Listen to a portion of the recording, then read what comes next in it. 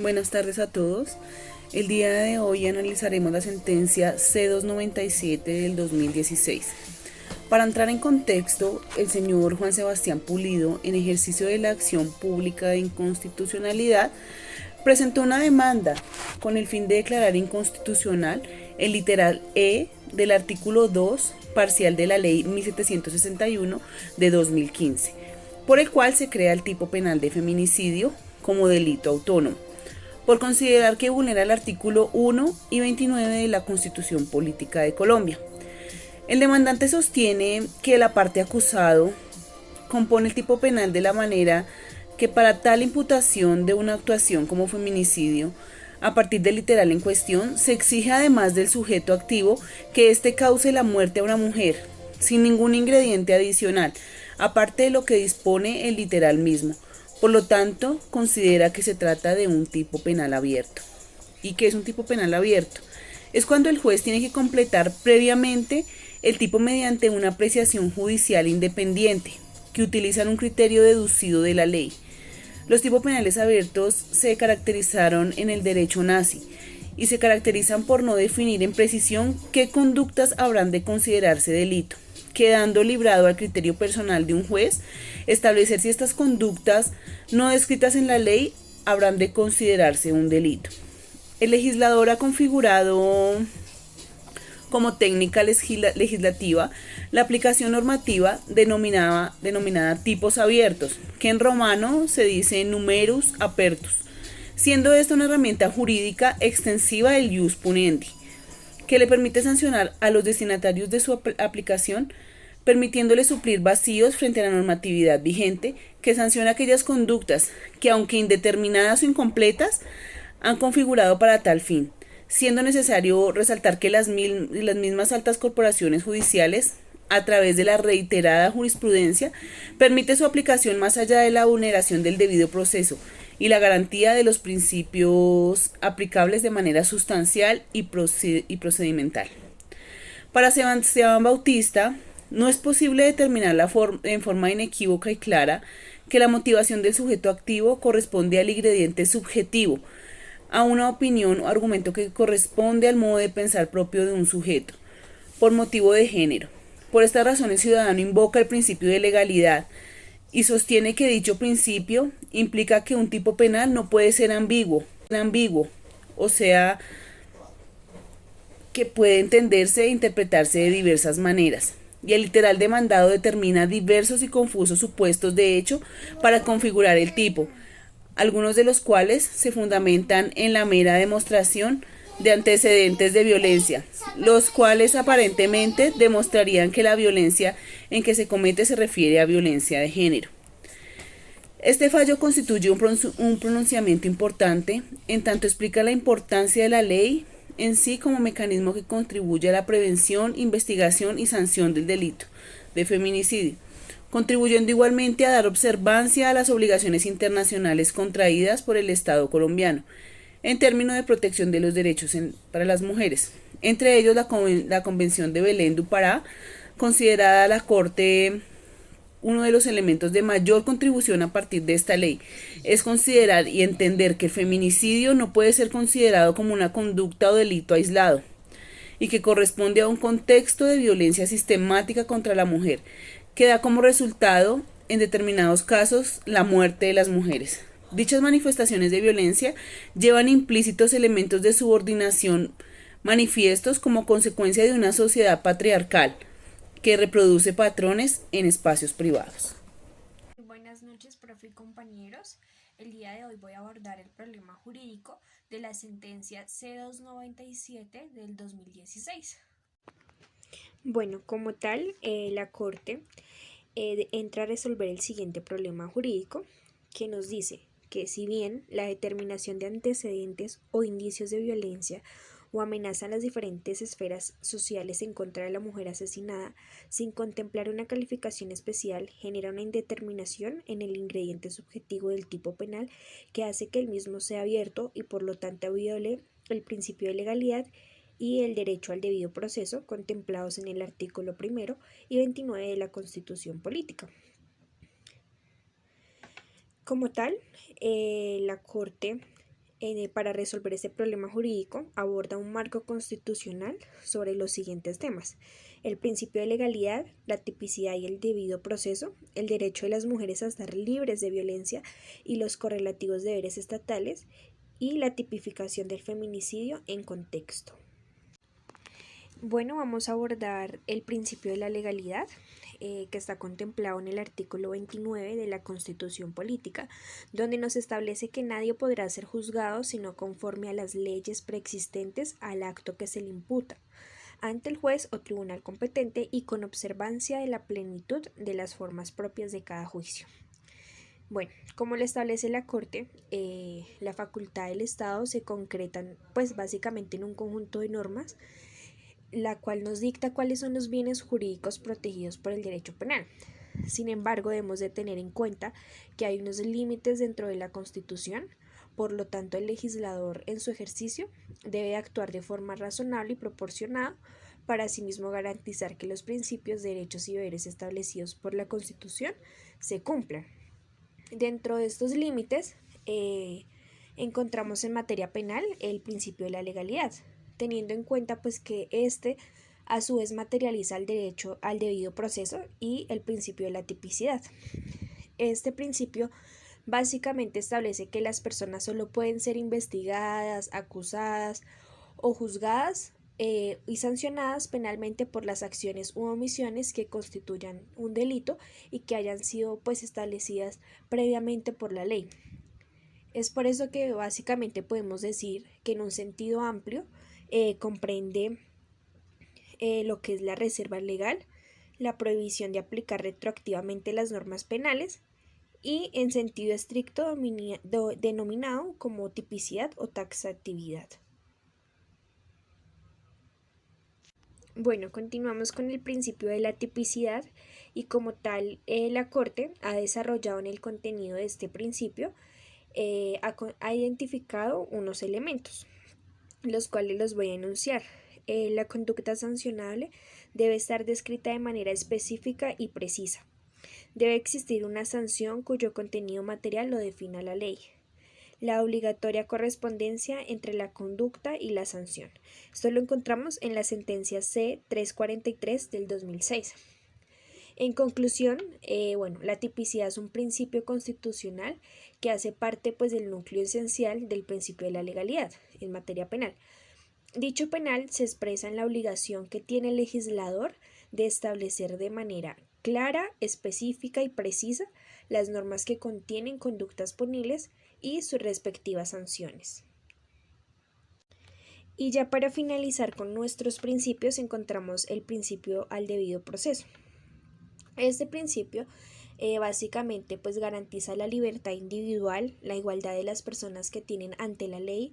Sus dimensiones encierran lo que es la reserva de la ley, la irretroactibilidad de la ley penal salvo favoribilidad y la tipicidad o taxatividad, mediante las cuales pues evita una arbitrariedad o la intromisión indebida por parte de las autoridades penales que asumen el conocimiento y juzgamiento de las conductas típicas.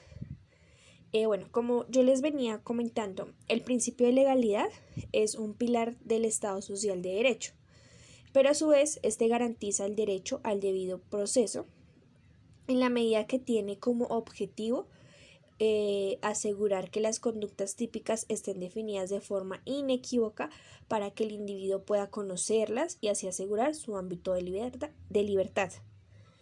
Es decir, permiten que la persona como tal tenga una certeza de saber hasta dónde va la protección jurídica de sus actos. Bueno, como otro tema importante que la Corte enuncia en este marco constitucional de la sentencia, encontramos el derecho de las mujeres a estar libres de violencia y los correlativos deberes estatales. Básicamente pues la violencia contra la mujer se ha fundamentado en prejuicios y estereotipos de género, que si bien pues si nos damos de cuenta se desprenden de un rol histórico que la mujer ha cumplido dentro de la sociedad. Generalmente pues este siempre ha estado ligado a una función reproductiva, a labores domésticas como es la limpieza, la crianza, entre otros. Este condicionamiento no es únicamente desde una perspectiva social, sino que también desprende una perspectiva legal. Es por eso que desde hace muchos años, pues este rol, por decirlo así, que le correspondía a las mujeres, nos excluía de la participación en espacios públicos, en temas como lo es la educación, el trabajo y sobre todo pues no podíamos ejercer derechos políticos, los cuales fuimos situadas por mucho tiempo en una posición, por decirlo así, de inferioridad frente al hombre. Sin embargo, pues muchas cosas de estas han venido cambiando a lo largo de la historia, pero pues en algunas relaciones familiares aún existe esta asimetría, lo cual produce prohibiciones en la conducta, que haya una violencia física, psicológica y en un alto porcentaje pues lleve hasta la propia muerte. Básicamente podríamos definir que como tal la violencia de género ha respondido a una situación estructural. Sin embargo, en nuestro país, dentro de la Constitución de 1991, reconoce explícitamente una protección especial a la mujer en los artículos 40 y 43 y 53 en razón a la discriminación histórica que la mujer ha sufrido en las diferentes esferas sociales. Básicamente lo que constituye estos artículos es salvaguardar a las mujeres y niñas con una protección especial frente a la violencia intrafamiliar y en cualquiera de sus formas, teniendo en cuenta pues que este es un tema muy delicado y como tal pues abarca hasta compromisos internacionales que impone deberes en la adopción de todo tipo de medidas en contra de la violencia de la mujer. Y bueno, ya para finalizar con este marco constitucional que nos da la Corte dentro de esta sentencia, encontramos la tipificación del feminicidio en contexto. Teniendo en cuenta pues que en Colombia el feminicidio fue tipificado como delito autónomo por la Ley 1761 del 2015, que lo define como el asesinato de una mujer por su condición de mujer o por motivos de su identidad de género. Ese tipo penal será agravado cuando sea cometido por un servidor público, la víctima sea menor de 18 años o mayor de 60, sea cometido por varias personas, le anteceda una agresión sexual o sea perpetuado por la pareja o expareja de la víctima. En este sentido, pues la Corte también indica que el feminicidio atiende a un contexto de discriminación, pero establece que no todo homicidio de una mujer puede ser determinado como un feminicidio. Así dice que pues con este fin de establecer esta especificidad de este fenómeno delictivo deben de ser considerados como feminicidios las muertes violentas de las mujeres que denotan una motivación especial o un contexto que se funda en una cultura de violencia y discriminación por razones de género. Como tal, pues la Corte también caracteriza 3 tipos de feminicidio: el feminicidio íntimo o familiar, cuyo elemento determinante en la intención del homicidio en razón del género corresponde al trato de la mujer como una posesión; el feminicidio sexual, donde la intención responde a que la mujer es como un objeto para usar y desechar; y el feminicidio en contexto de grupo, que se refiere a los cometidos dentro de una relación grupal. Bueno, pues eso se debe pues a muchos factores socioculturales. Las relaciones entre el agresor y la víctima vienen determinadas por relaciones internas y la dinámica de este pues es una relación particular del agresor con la víctima. De acuerdo pues con lo anterior, la finalidad de la tipificación del feminicidio como delito pues responde básicamente a una protección mediante el derecho penal de diversos bienes jurídicos más allá de la vida de la mujer. Esto constituye una respuesta o condiciones de discriminación estructural que hacen que el homicidio sea una consecuencia de patrones de desigualdad en la sociedad. Pues con fundamento a todo este marco constitucional, la Corte empieza a dar respuesta al problema jurídico planteado. Siguiendo con la sentencia, hablaré sobre los antecedentes. Como ya bien sabemos, la inconstitucionalidad prevista en el artículo 242-1 de la Constitución Política, cuyo ciudadano podrá ejercer las acciones públicas previstas en el artículo precedente e intervenir como impugnador o defensor de las normas sometidas a control en los procesos promovidos por otros.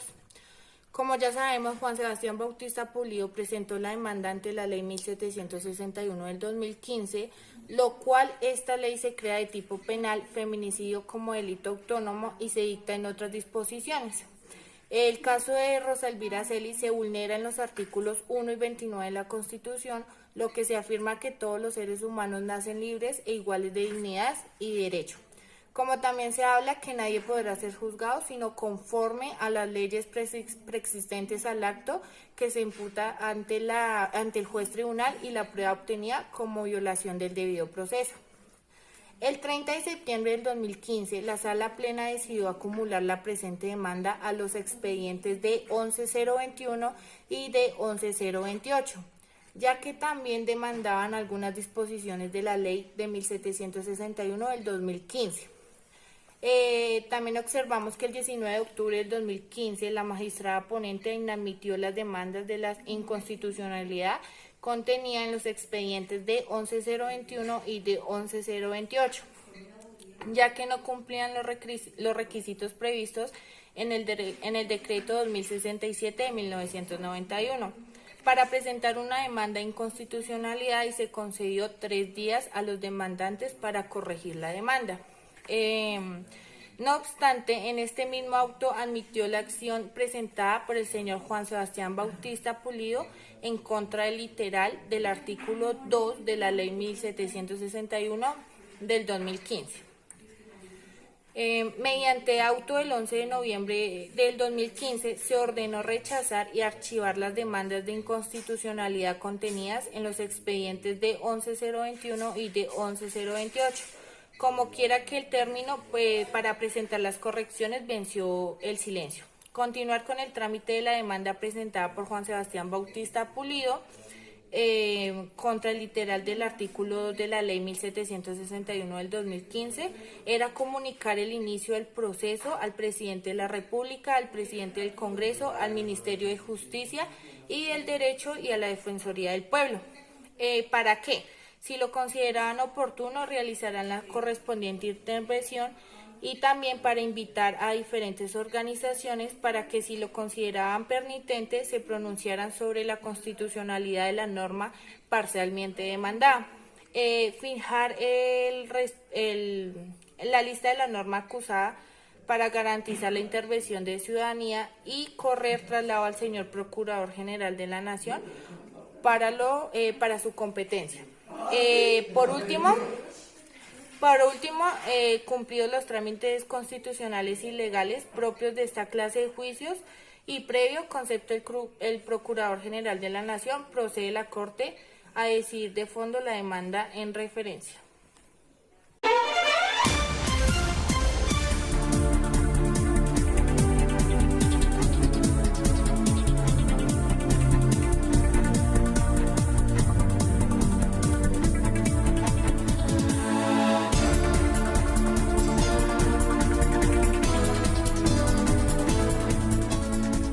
¿Cuál es el tema del objeto de esta ley? Pues tipificar el homicidio en el Código Penal. Esa es la realidad, como delito autónomo, para garantizar efectivamente la investigación y sanción de las violencias contra las mujeres por motivos de género.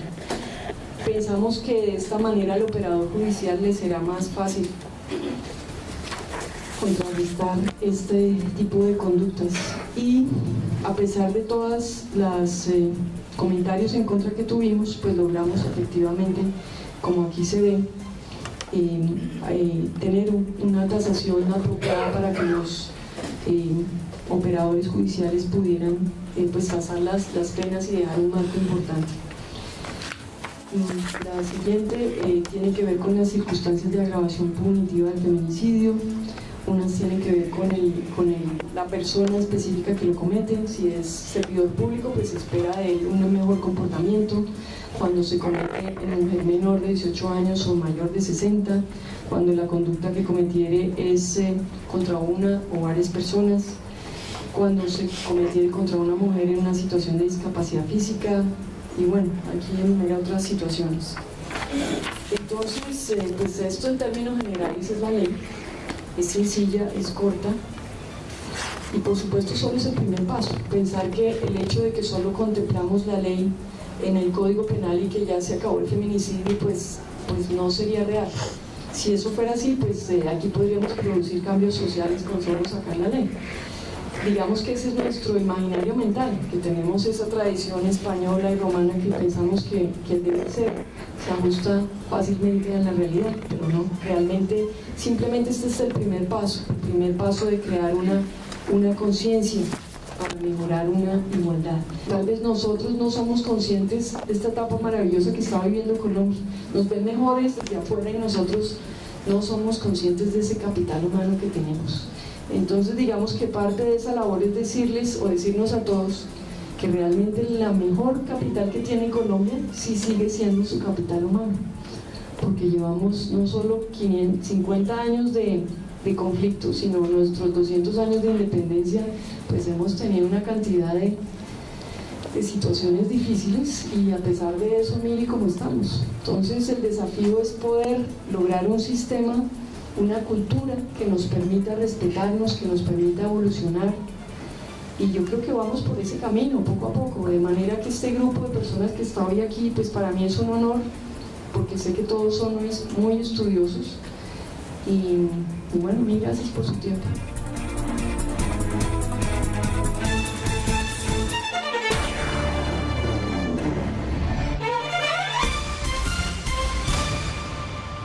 Buenas noches, profesor y compañeros. En este momento, entonces, vamos a entrar a hablar de la tesis en primera instancia, la tesis de la Corte y finalmente la decisión.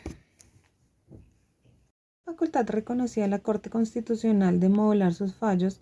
En este caso, se acudirá a la metodología de la sentencia de constitucionalidad condicionada con el objetivo de garantizar el respeto al principio de legalidad. En este caso, la Corte constata que el literal acusado no determina el sujeto activo, el sujeto pasivo, el objeto de los bienes jurídicos protegidos ni el verbo rector de la conducta. El literal acusado trata del tipo que establece las circunstancias como elementos descriptivos que permiten la verificación del elemento subjetivo del tipo. Tesis de la primera instancia. La Corte considera que cualquier tipo de violencia admite una comprensión abierta que hace que el comportamiento carezca de precisión y claridad, lo cual incumple con el principio de legalidad, ya que no permite saber con certeza cuál es la conducta reprochada y así de esta manera identificar la intención estructural del delito.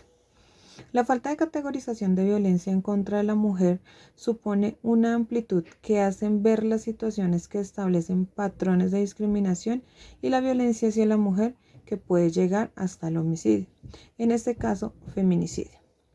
La mayoría de las normas y de parte de los derechos humanos permiten superar la imprecisión que se puede presentar en dicho principio de legalidad.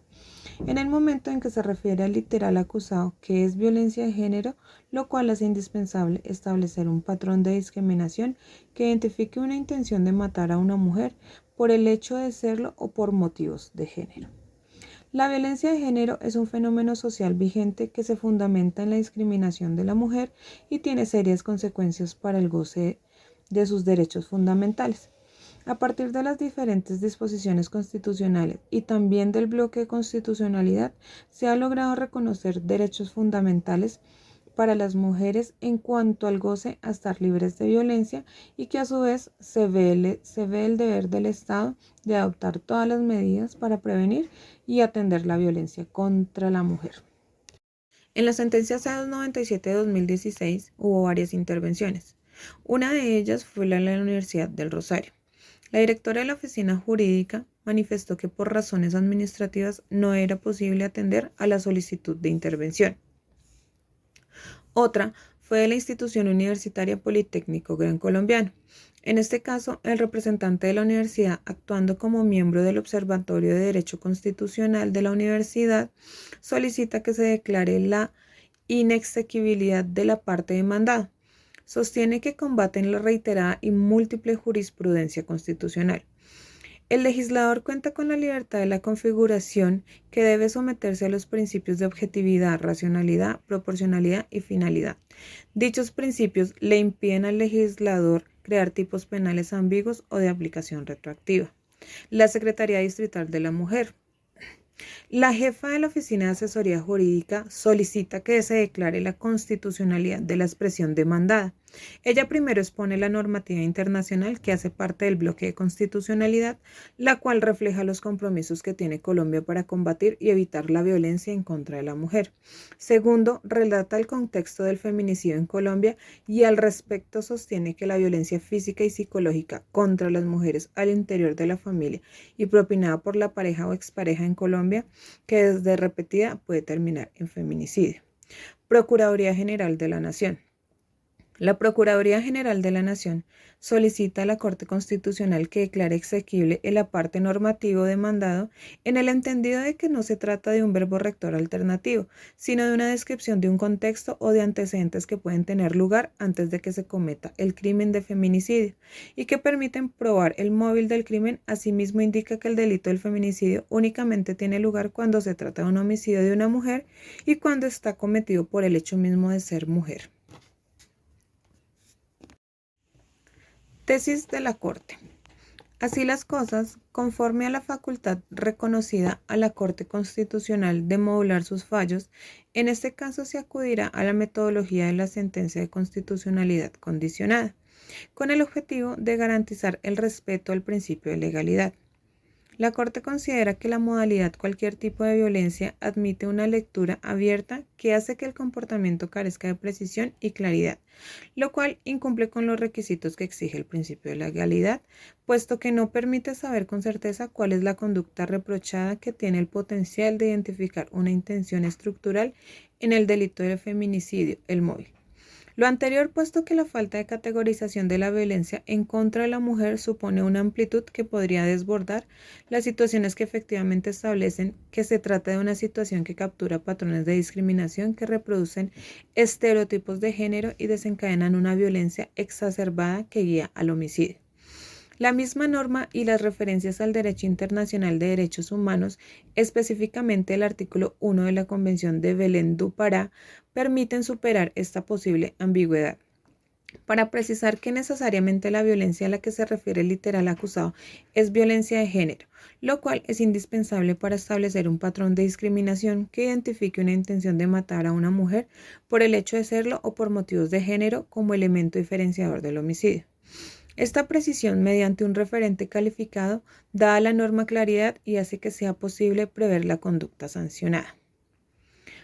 Por todo lo anterior, la Corte decide declarar exequible.